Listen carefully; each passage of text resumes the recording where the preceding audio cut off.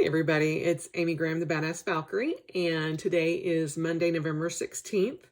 It is the 47th week of 2020, and we are coming down to the wire, getting towards the end of this crazy year.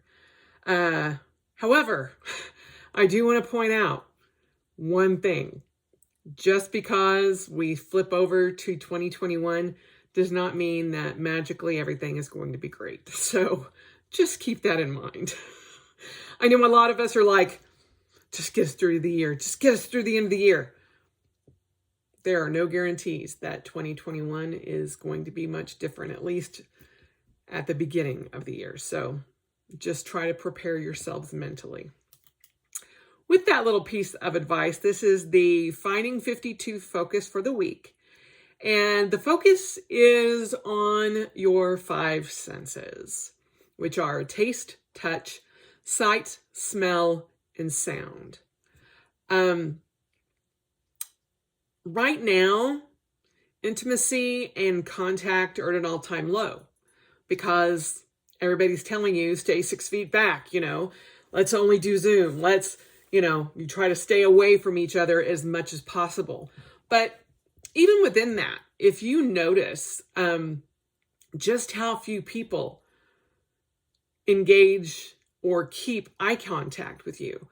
I know that with the masks, you see from here up, but even when that's all that you can see, very few people maintain eye contact. And it's just something that a lot of folks have gotten out of the habit. When I first lost all my weight, that was one of the first things that I noticed is that I was like, I'm maintaining eye contact. I don't care. Because before I was so hell-bent on just staying out of everybody's way and just being like blending as much as I could into the background. I just kind of like would look over the top of my glasses or just kind of be that kind of person, just because I was so large that I was trying to stay out of the way of everybody. And now, having kind of flipped and become this extreme extrovert, although don't get me wrong, I've always been an extreme extrovert, but when I'm faced with a group of strangers, I used to just kind of blend in. Now, in case y'all haven't been able to tell, there's not a lot of me blending in.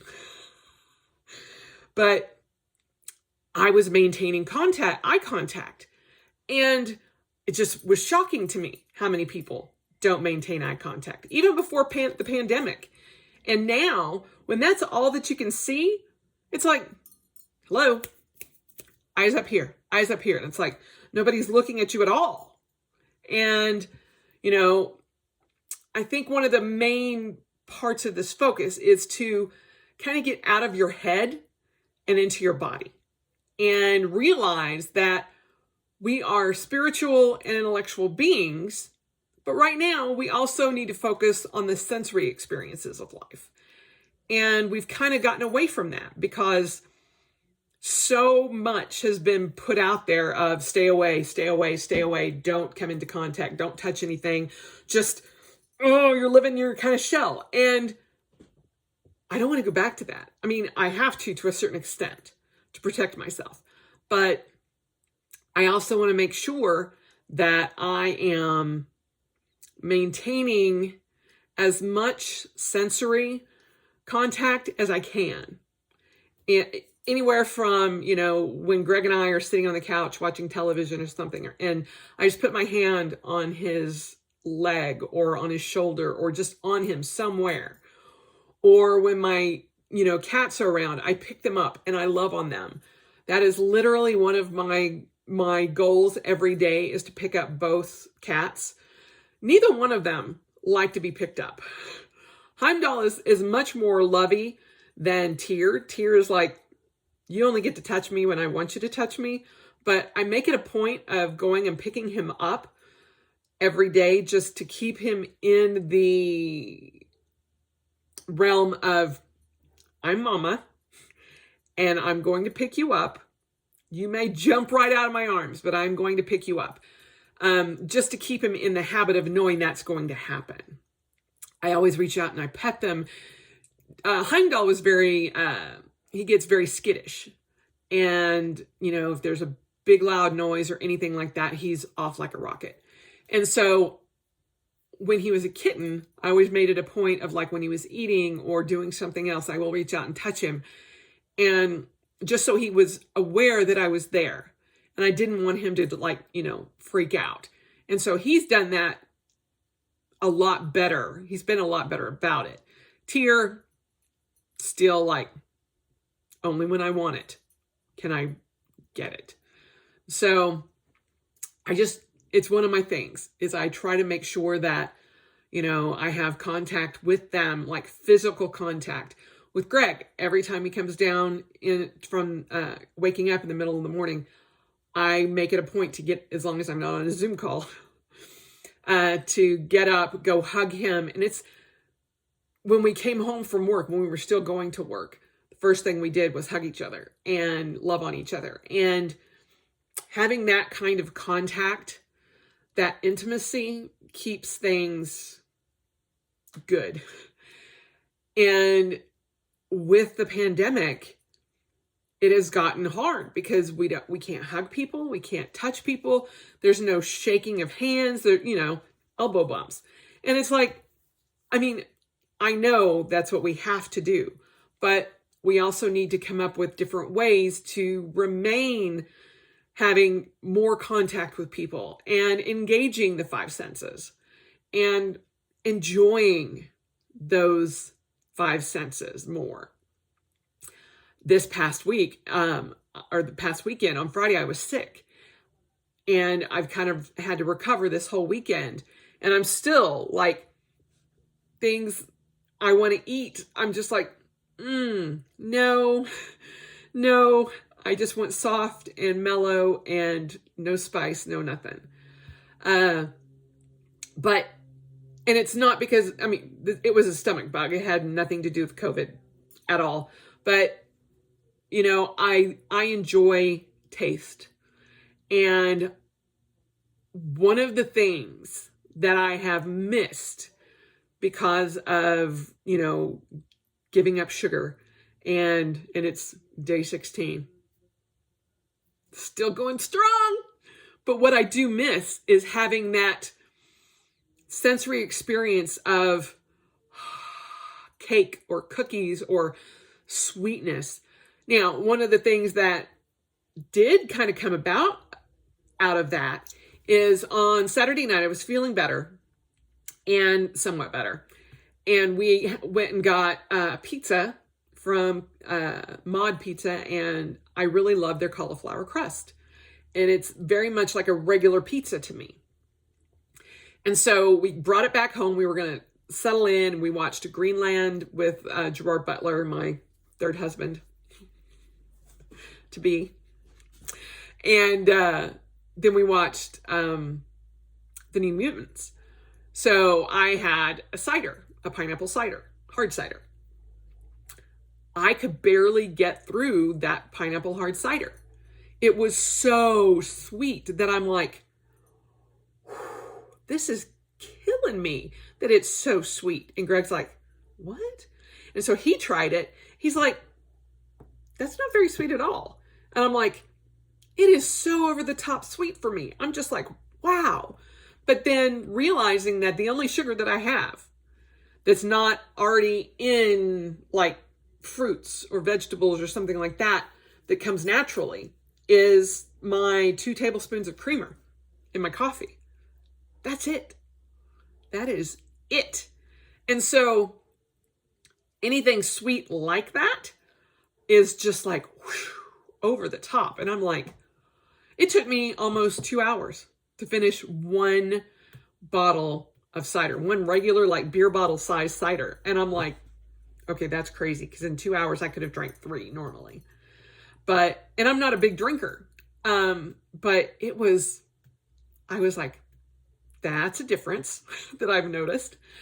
And I'm learning to appreciate the sweetness of like grapes and apples and all of that. And that's my go-to sweetener now, or sweet thing now, instead of candy or truffles or Reese's Pieces, or, well, actually not Reese's Pieces, Reese's Cups.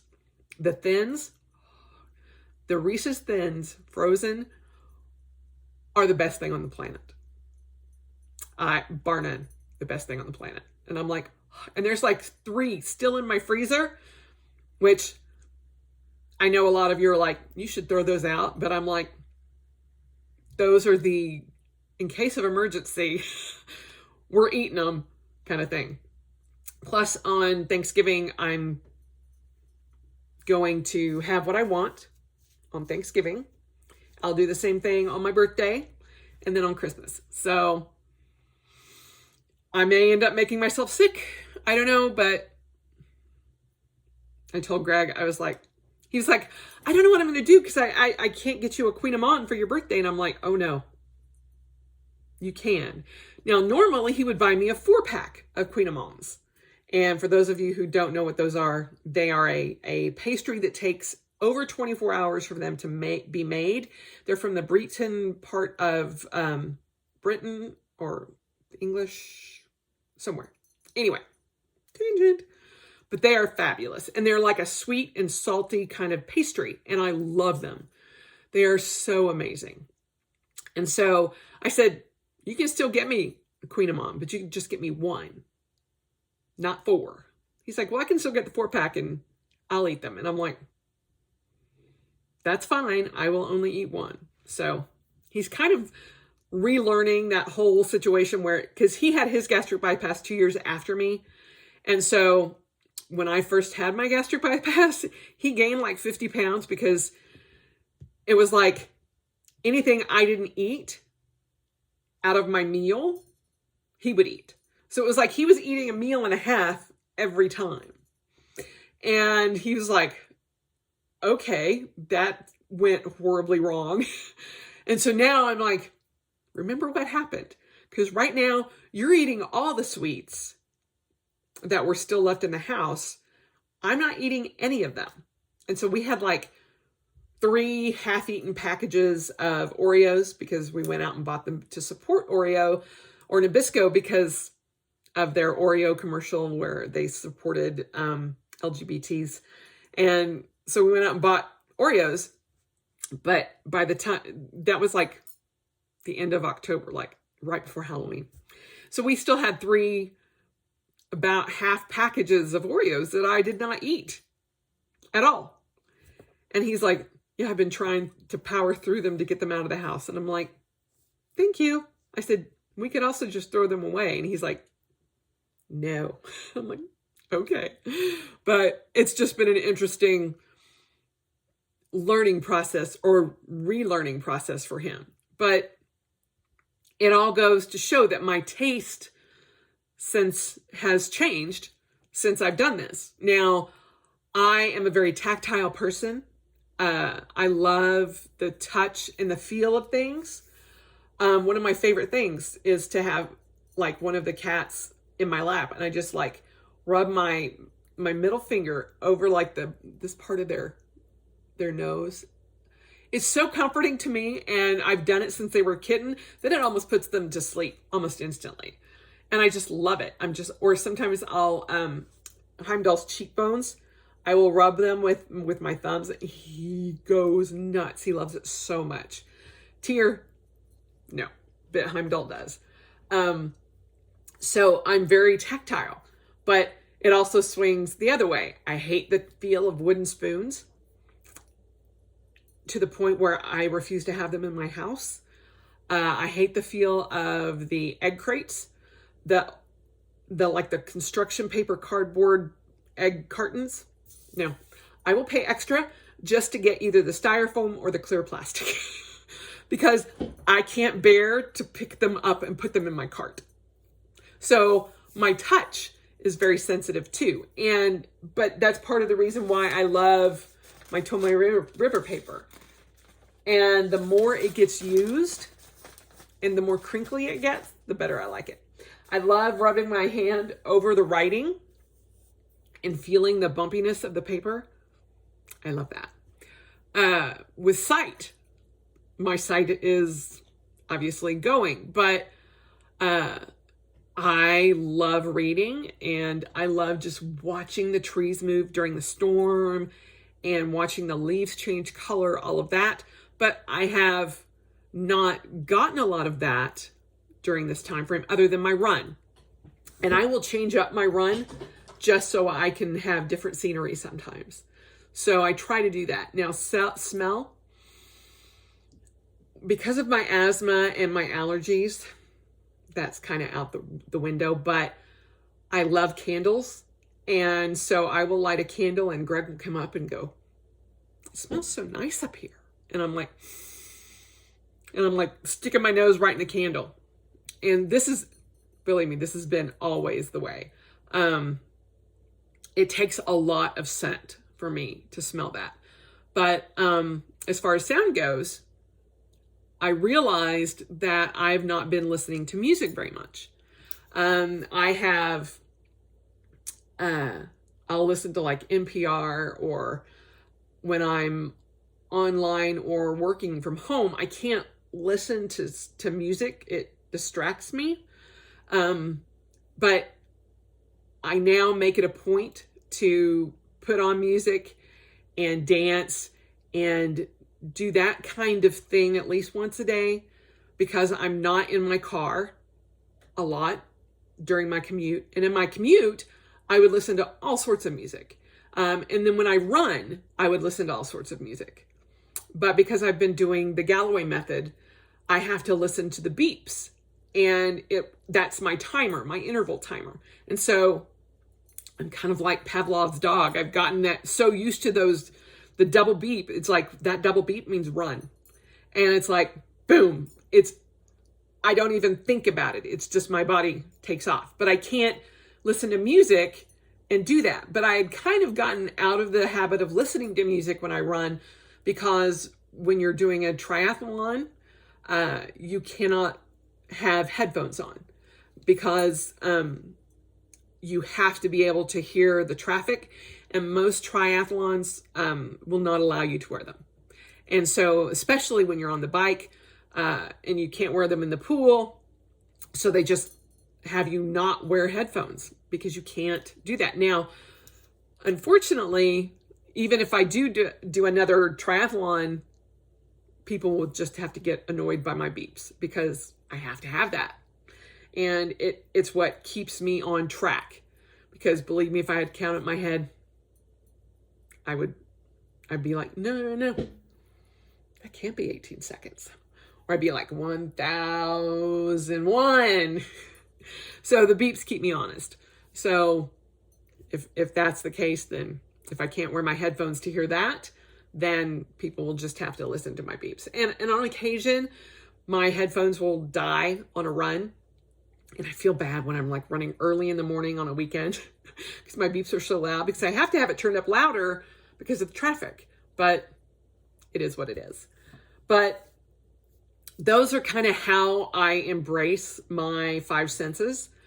But even being aware of it, I realize that I don't use all five senses in a mindful way every day. And that's something that I'm going to try to focus on this week, is to make sure that I get my five senses, that I'm being mindful about all five senses this week, and trying to get back into the habit of that. And making sure that, I am enjoying things that taste good, that I am enjoying things that, give me that tactile pleasure of feeling. Last night I did my Finding 52 focus, or my Finding 52 for the week. And I did a YouTube tutorial and learning how to crochet, because my grandmother taught me how to crochet back when I was like 6 or 7, and I could do a chain stitch and I could do like little squares, but that was all I ever learned.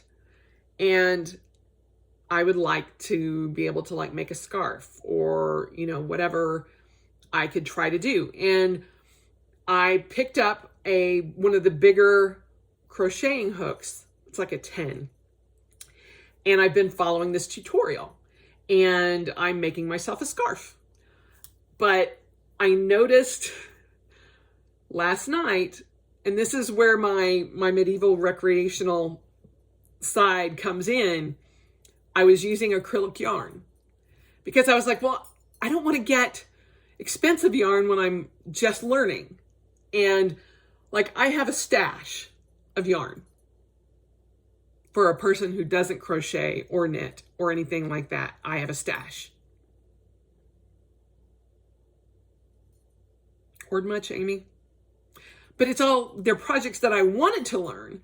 And so I'm like, no, we are going to use the stuff we have this coming year and shop my own stash. And if you need a project, go pull one of the projects that you have all the stuff for that you've never actually done.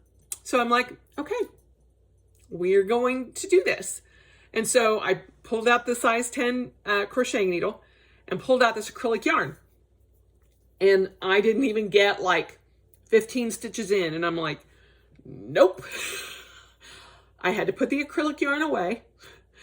And I went and found one of my least favorite hand spun wool yarn skeins that is commercial. I have a stash of wool that people that I have known that have gifted to me that they have actually spun themselves.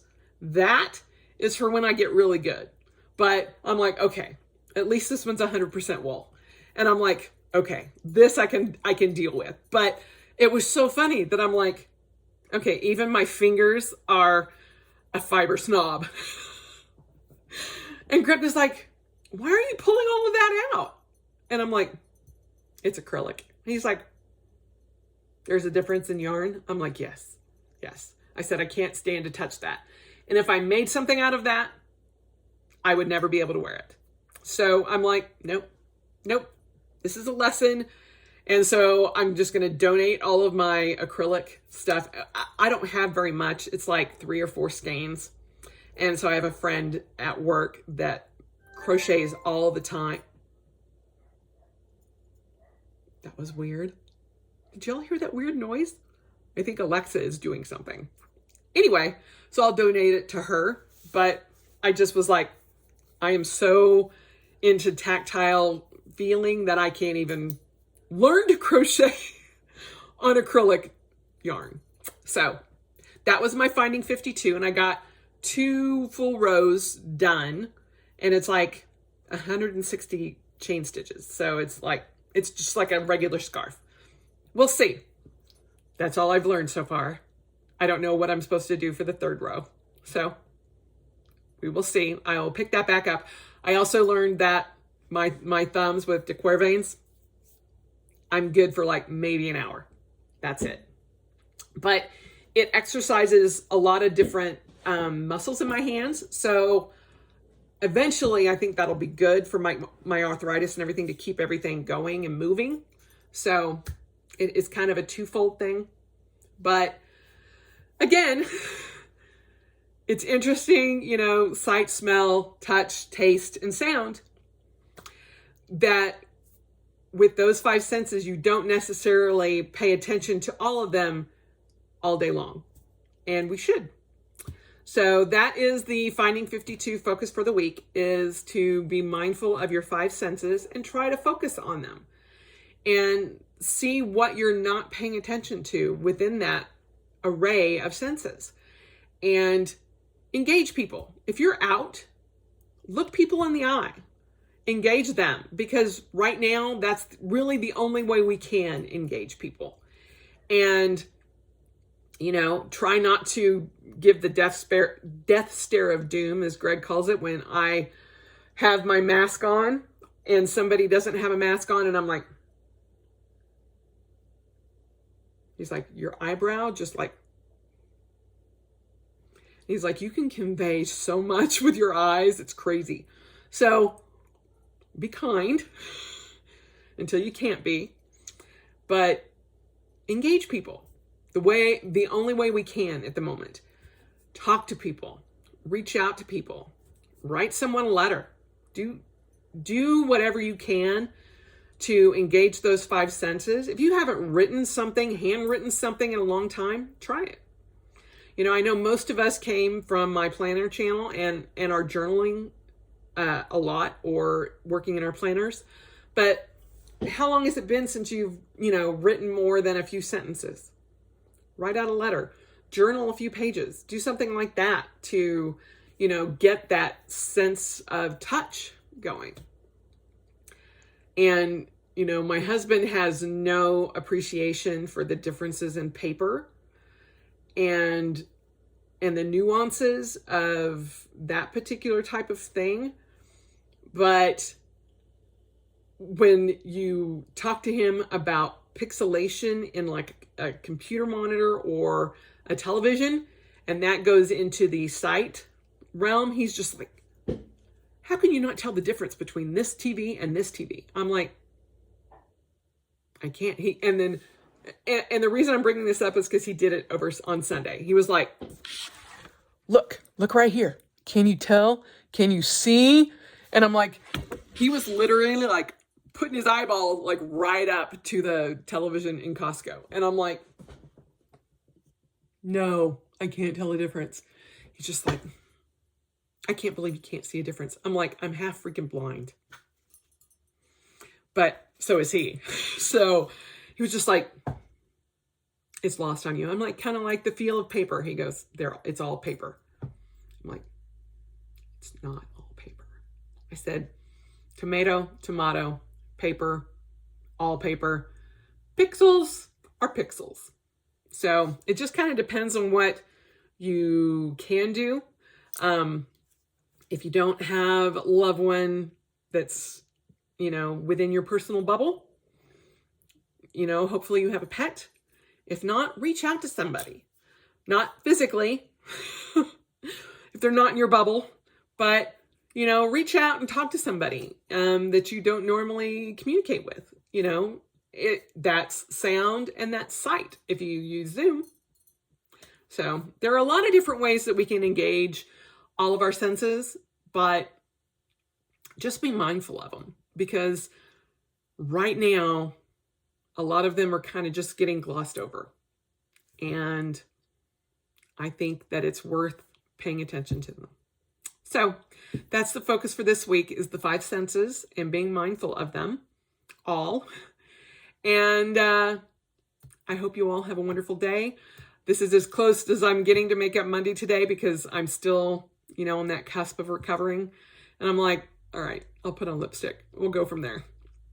So, and my voice is still very cracky. So, enjoy the rest of your week, and let me know down below, ways that you can incorporate the five senses that you don't normally think about. Hopefully some of these ideas have spurned some ideas for you. As always, spend the rest of your life celebrating, because it is worth every moment, and I will talk to you soon. Bye.